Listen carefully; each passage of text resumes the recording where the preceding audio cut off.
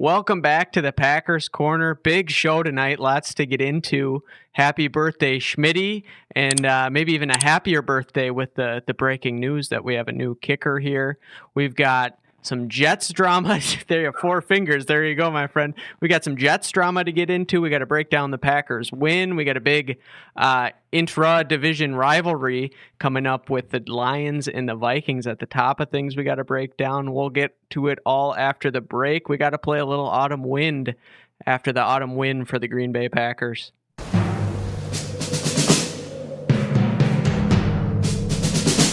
The autumn wind is a Packer, blustering in from the bay.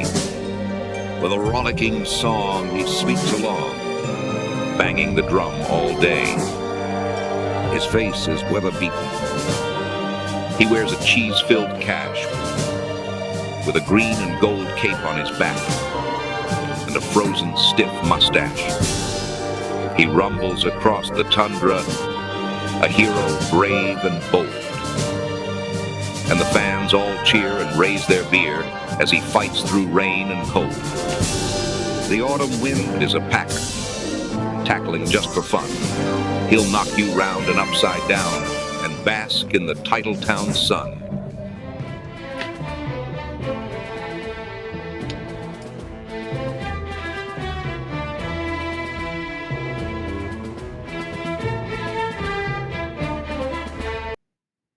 Let's kick it off with the breaking news here. I want to get your guys' immediate reaction. Of course, Brandon McManus coming to town for the Green Bay Packers. I kind of liked the off-the-field moxie from Braden Narvison. The on-the-field performance was just not there. I'm sure you guys were chomping at the bit for the Schmitty with your birthday. Take it away, my friend. What a birthday present, Griffey. That's one of the fingers tonight, Griffey, okay? That's one of the fingers. Davante Adams reuniting with Aaron Rodgers, being together with you guys is another. Hopefully making love to my wife is the last one, Griffey. We're having a great day. It's been an excellent birthday. Day zero now that the Packers go without a fantastic kicker. We are locked and loaded, ready for bear. We'll take on any football team now. I'm confident. This was a move that needed to be made, and we can all agree. You can't be 66% in the NFL. Kicking field goals, especially ones that were within 50 yards. Those need to be automatic in today's age. He was not, and so we're on to Mr. Brandon McManus. What do you know about McManus?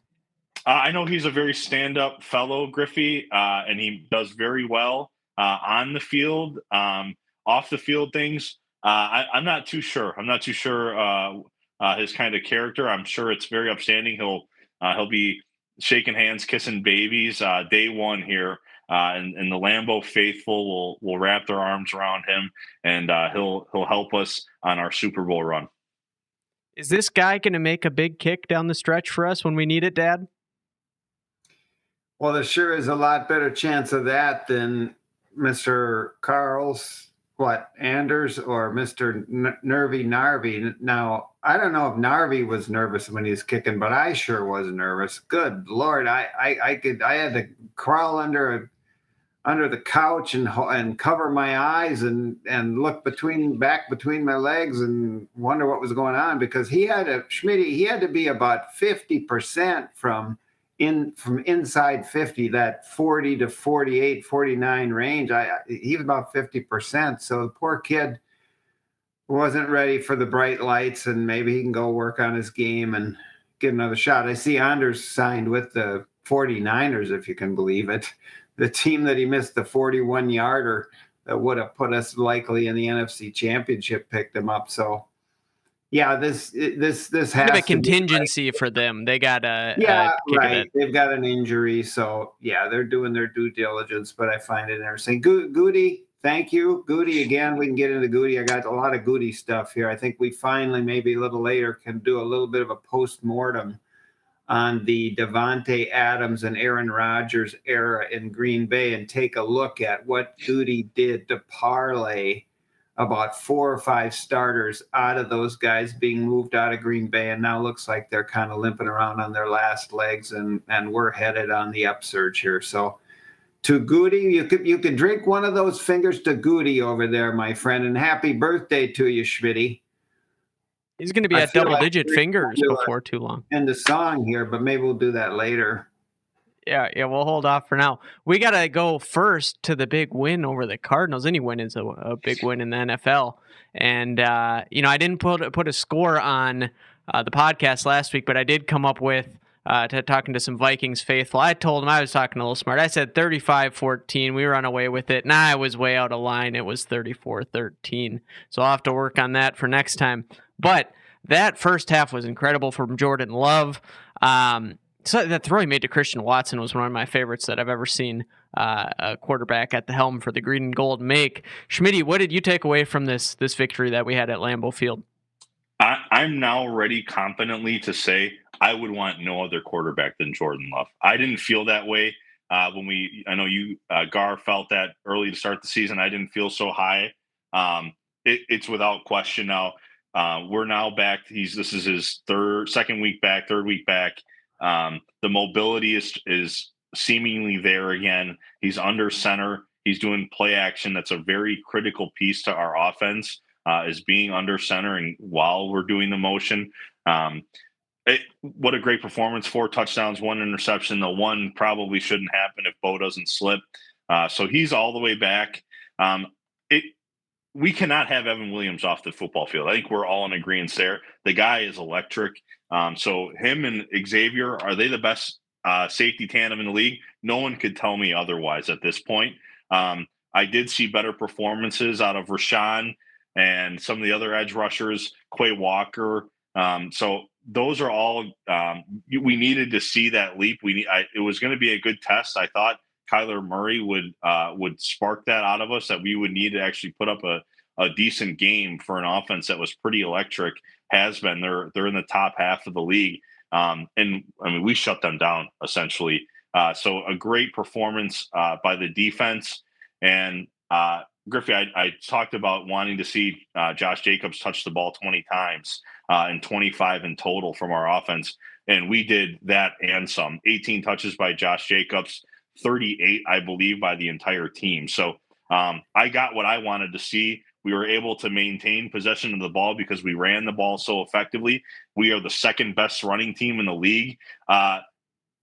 Honestly, the gold cash or the cheese-filled cash goes to the offensive line. I'd give one to each of those guys. We are very, very fortunate to be able to afford Jordan Love as much time as we do, and that's a credit to the front five.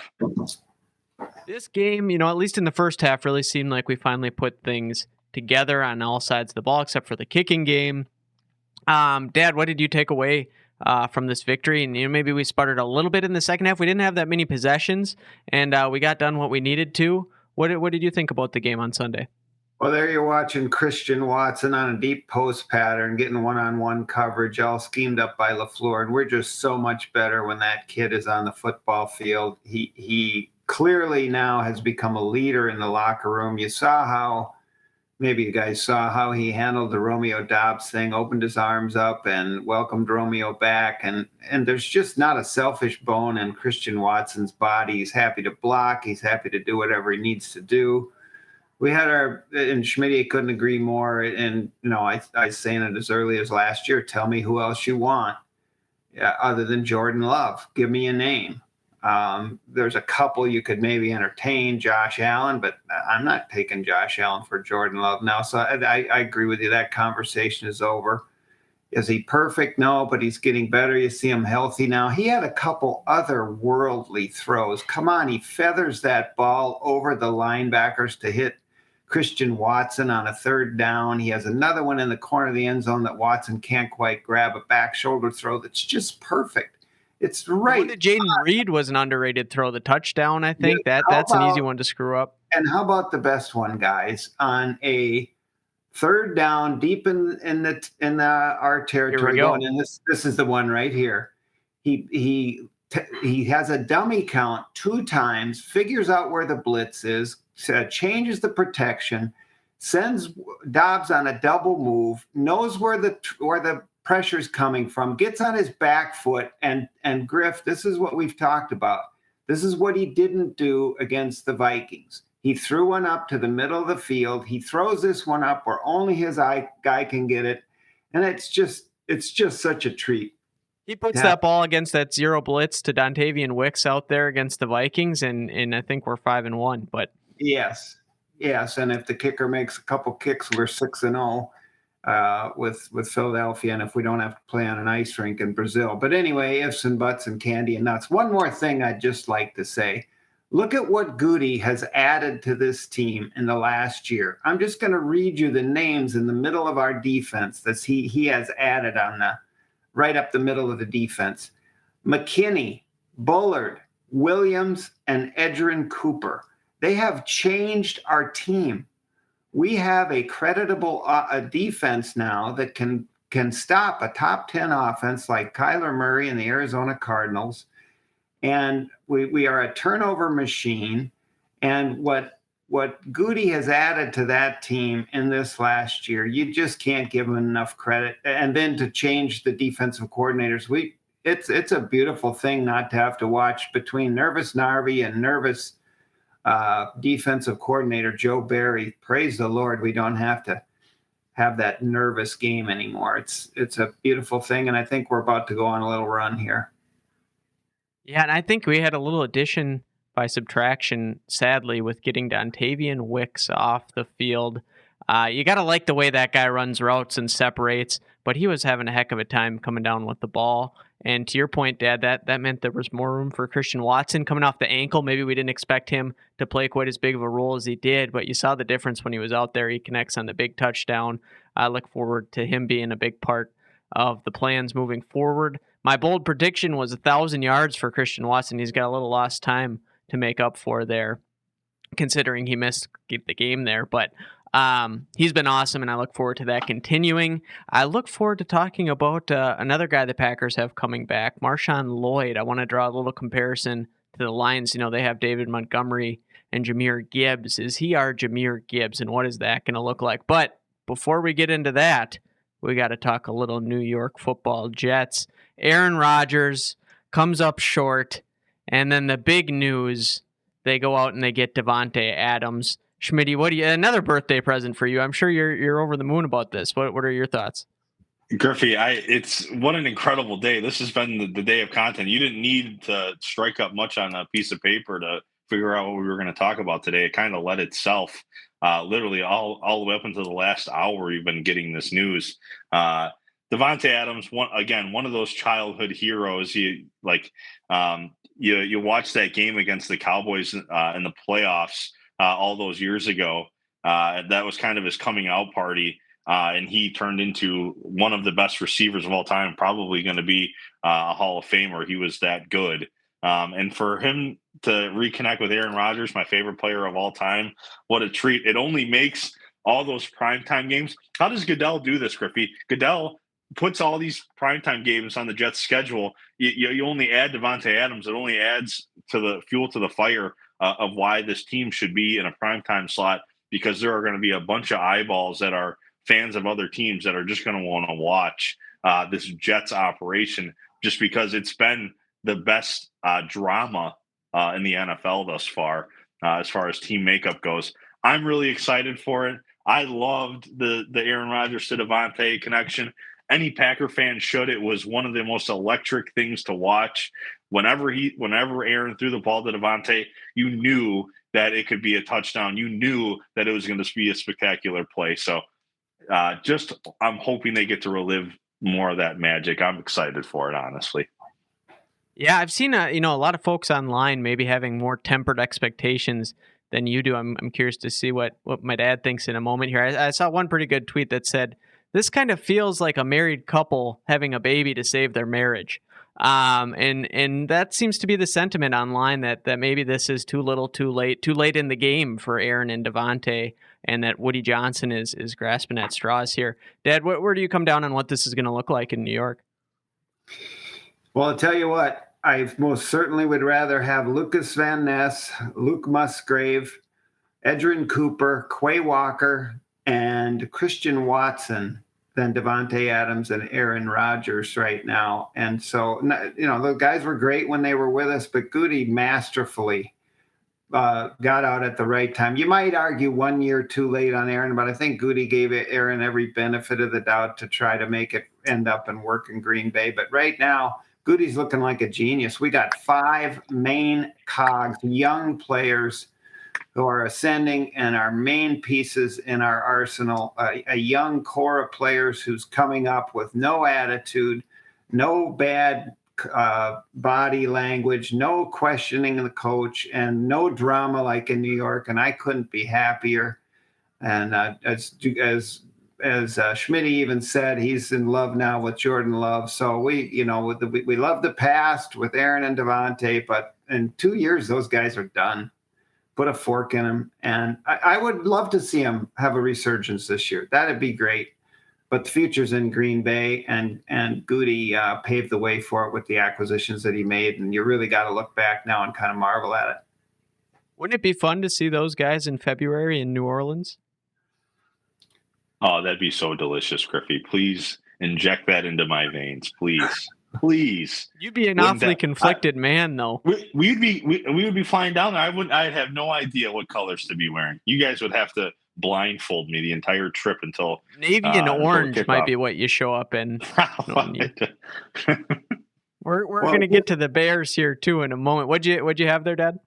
Well, I was just going to say, I think this week the Packers play in their all white uniforms with white helmets and green trim. So you could just go green and white and cover the bases both ways that way, Schmidt. You'd be all set to go. No conflict, no angst, no need to pierce the nipples or anything. I mean, you're all ready to go, my friend. All the way there. I've been, pretty noted Aaron Rodgers detractor in recent years here. I was ready to move on from him in Green Bay a long time ago. I think this is going to look all right in New York. I like the kid Garrett Wilson, and I think, if you watch the way the Bills were defending him, they really gave him a heck of a lot of attention.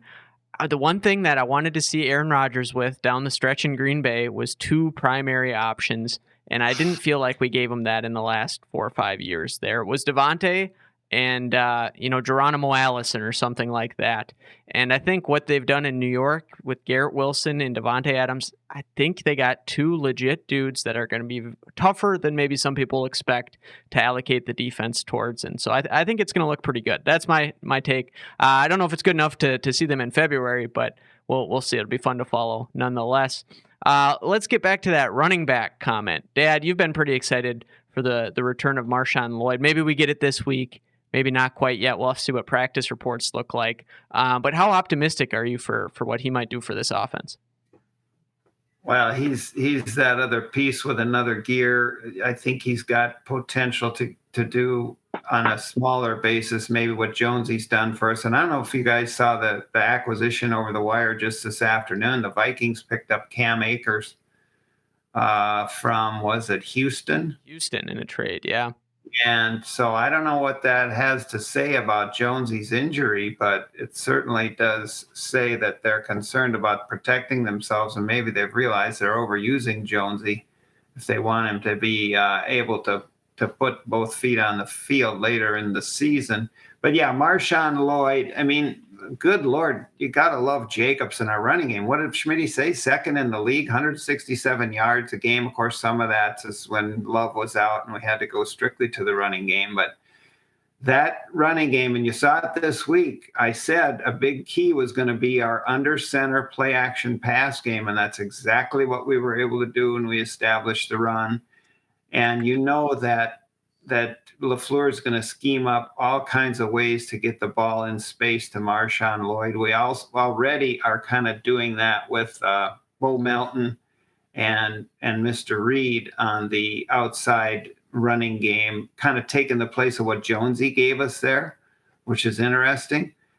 You and I were talking about this a little bit. I'm ready for LaFleur to open it up. Let's see a little bit what like the Lions do. Can we have that flea flicker that the Lions had to Tucker Kraft with Reed coming around on the reverse and flipping it back to Love and throwing it down to Tucker Kraft? And they got plays where they got the Amon Ra St. Brown throwing the ball back to Long. So take a little look at over there at the Lions and let's open this baby up. Maybe he's just saving it for the bigger games when we really need it. But we are ready to go. The only thing I will say, if you look at the Vikings schedule, I don't know how they're going to lose 6 games.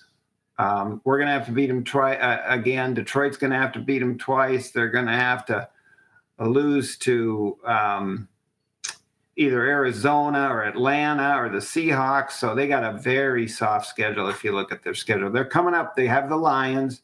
Then they got the Rams, Indianapolis, Jacksonville, Tennessee. Oh, my gosh. Bunch of cupcakes. So the Vikings are going to be there. Well, someone who doesn't have an easy schedule down the stretch are the Chicago Bears. We got to give credit to Caleb Williams for the performance he had this week. Certainly his best performance to date as a pro. They finish up with all the division rivals twice, and San Francisco and Seattle are their last 8, as I recall. So going to be tough down the stretch for them. Caleb had an awesome day. Schmitty, was that an early birthday present for you? Griffey, I hate. Why are you doing this to me? I enjoy that he, like, I told you he was a good quarterback. That's all I wanted. We know where my allegiance stands. Okay, just like you said, Jaden Daniels was going to be a very good quarterback. He's already working out that way. Okay, I said because you were so low on him. I was like, pump your brakes. This guy is actually a baller. He knows how to play.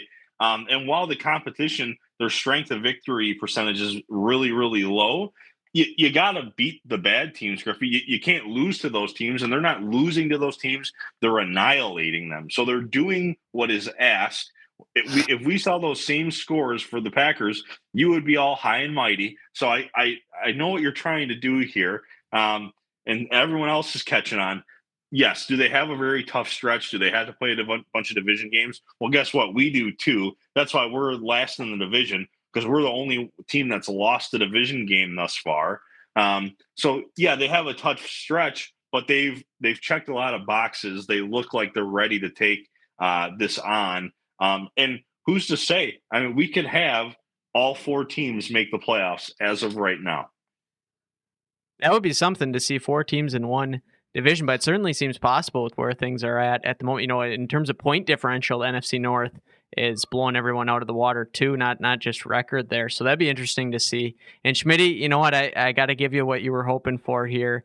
It's time for me to apologize to absolutely no one.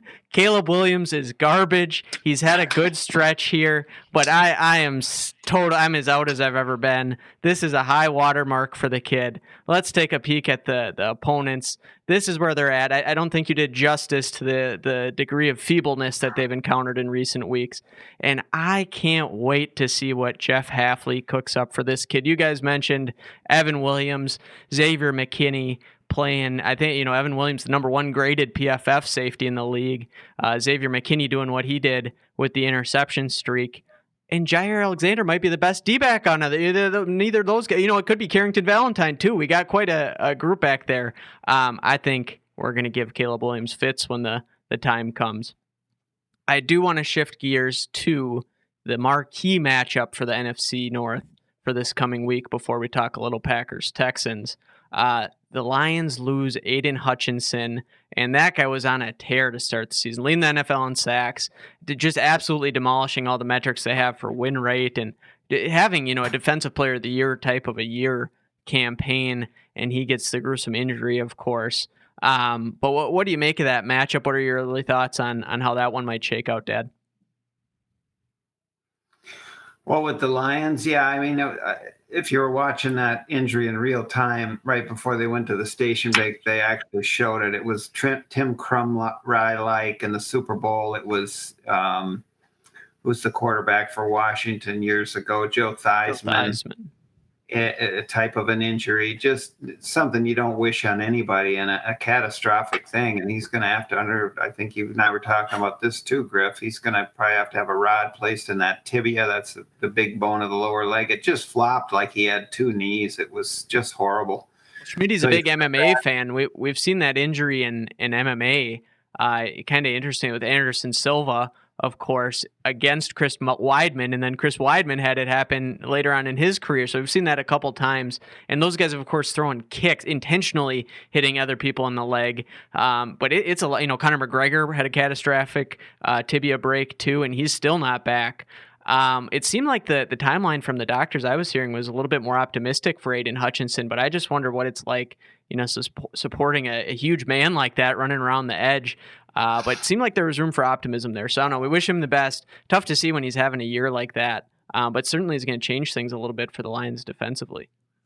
Well, it is, and after you get over the human side of the horrible injury, on a football note, it really hurts the Lions. I mean, he is a premier pass rush guy. It definitely lessens their stock in terms of winning the division and going all the way to the Super Bowl like they might have been favorites to do. I see they dropped him in the power rankings. So aside from Goff, that might be the most catastrophic injury they could have had. I would say you're right on the, who are the highest paid players in the NFL? The quarterbacks, the guys who can rush the passer, and then the left tackles. So yeah, he is a major cog, and I'm very sanguine about our opportunities against Detroit. We have done well against them, and we're going to need to do well. What about the Vikings' opportunity against Detroit here? Well, we need Detroit to beat the Vikings. I will be a big Detroit fan this week, and so under no circumstances do I want to see us in a position where the Vikings are going to oust us. So I will be cheering for Detroit, but I suppose there could be a silver lining if somehow the Vikings beat Detroit. We shall see. It's going to be a tough game. We're going to find out who the Vikings are a little bit this week against Detroit, because Detroit's flying high. They just made Dallas. Has Dallas got anything over there? Is Mike McCarthy going to survive the month? Going to be Bill Belichick there before the season's over? I don't know if Bill would take it in season, but certainly next season, I would think that the Cowboys will be looking in his direction. Schmitty, what do you think about the Lions-Vikings matchup? My financial advisor beat me to it. He called me, Griffey, 5 minutes before I could reach out to him, and he said, Tyler, take all the equity you have in your policy and put it on the Lions this weekend. It's a lock, and I couldn't agree more, Griffey. The Lions will probably win by 10 to 14 points. Griffey, it's undeniable. I believe to my core still that the Vikings have just skated through these last 5 weeks without much of a test, except for the Packers on that comeback. Wouldn't it be so joyous to find out that the Vikings are a phony, a huge fake phony? And I think that they might be, and we'll see that over the course of the next month. So while losing Aiden Hutchinson's a huge problem for their pass rush, they still have maybe if the Packers have the second best offensive line, the Lions have the best in the league. When you have that, that's kind of a great equalizer. I think the Lions are. If I had to pick right now, if you asked holding the gun to me, I'm saying the Lions win the division amongst the four teams. I'm saying the green and yellow, but we can argue that later on. The green and gold, I should say. Forgive me. Well, those fraudulent Vikings beat the Houston Texans 34-7. You must feel optimistic about our chances with C.J. Stroud and the boys, or up against C.J. Stroud and the boys. What were your thoughts on that matchup, Schmitty? On the matchup, Griffey, while I think that C.J. Stroud is one of those premier guys that, like, if you're a Texans fan and you're asking who else would I have aside from C.J. Stroud, you wouldn't pick too many. Maybe you'd only pick Jordan Love ahead of him. Honestly, I feel that strongly about C.J. Stroud and his game. They have an incredible defensive line, top premier picks that they've spent on guys that can get after the quarterback. Will Anderson being one of those. I'm really impressed with the Texans. Have been around now we're going on 25 years, and this is about the most hope if you're a Texans fan that you've had in your franchise, and that's really on the back of C.J. Stroud. So I think the Texans are a great franchise. They're ascending, certainly. Um, I'm a big proponent of managing the clock, winning the turnover battle. We've done that really well this year. We have Josh Jacobs, a fantastic running back who's able. Uh, when I watch Josh Jacobs run the ball, I think of Eddie Lacy in that 1 or 2 seasons where I was like convincing myself this is the hardest tackle in the NFL, and I believe that when I watch Josh Jacobs run the football. I believe he's one of the hardest tackles to make right now. And when you have that mixed with a really sound defense that's taking the ball away, it's hard not to side with the Packers in almost any matchup. And so Griffey, if we're doing predictions right now, I'm gonna say the Packers. I'm the kiss of death. 0-6, Griffey. You got the graphic. You want to throw that up? 0-6 in a big way. Well, guess what, Griffey? I might be it. The Packers are going to win this football game. They are 3-point favorites on Sunday. They're going to win 27-17. That's the ball game. The Packers are ascending, Griffey. We love Jordan Why Love. would you do that to us? Why would you do it to us, Schmidt? I got to put one on the win column. I know it to be true because I feel it in my bones. This week, the Packers are going to win. Christian Watson, my last piece to this, Griffey, and I texted you and your father. Christian Watson, I think, is the piece that sets us all off. We love Jaden Reed. He's one of the best wide receivers, I think, in the NFL, maybe the best, dare I say. But Christian Watson is a huge factor to why we have success in the offense. He takes the top off the defense, and you need him in the lineup. So, Griffey, 1-6, baby. I look forward to talking to you next week. My first victory. I'm hoping that's the way it goes as well. I'm a little bit nervous. I'm like, Joe Barry and Narvison here after hearing you say that. However, Jaden Reed, love the guy. He's a heck of a ball player. We love Christian Watson. The best player in the NFL is Nico Collins, and he's not playing in this matchup. And I think that is a big part of the puzzle that we're going to have, or we're going to have to solve. Now we don't. Now it's simplified. The Vikings took care of business, like we said, 34-7 with that guy playing. Dad, what do you think of our chances with the Houston Texans coming to town? Well, I'd just like to say to my buddy Schmitty, he who has lost has been found. Welcome back into the flock. We welcome you with open arms, big hugs, even on your bare-barreled chest there. And was it last year that Schmitty said that Christian Watson need not get back on the bus after the Bear game or whatever it was, and now he's come around to see the light and welcome back into the fold, Schmitty. It's great to have all the minds aligned here because Watson clearly has got something special, not only with his physical abilities, but I think he's a real leader on the team. So I echo your sentiments 100%. The other thing I'd like to talk about with this matchup is you're beginning to see another guy who you thought needed some kind of gastrointestinal help, Jeff Hafley, in the preseason. You didn't like the look on his face, like he needed some kind of a stool softener or something, I think you were alluding to, Schmitty. But anyway, Jeff Hafley has now got us lining up with double A gap blitzes with Quay Walker on one side, Edgerrin Cooper on the other. He's got Javon Bullard playing in the slot, rushing off the edge. Bullard blitzed 5 times this last game. He's lighting up the other quarterbacks. And we're beginning to see an array of personnel now, including Mr. Williams on the back end next to Defensive Player of the Year candidate Xavier McKinney. We've got Nick. Our big conflict is, we got Keyshawn Nixon playing the boundary corner, which probably isn't his position, but Bullard is so doggone good in the slot. And then you got him being backed up by Carrington Valentine and Eric Stokes. They can start for every other team in the league, pretty much. So we've got this wealth of riches over there on the defensive side. But I just think that scheming that Hafley is doing is going to result in more turnovers. And we're going to see the Packers get on a little roll here against Houston. Houston's a good team.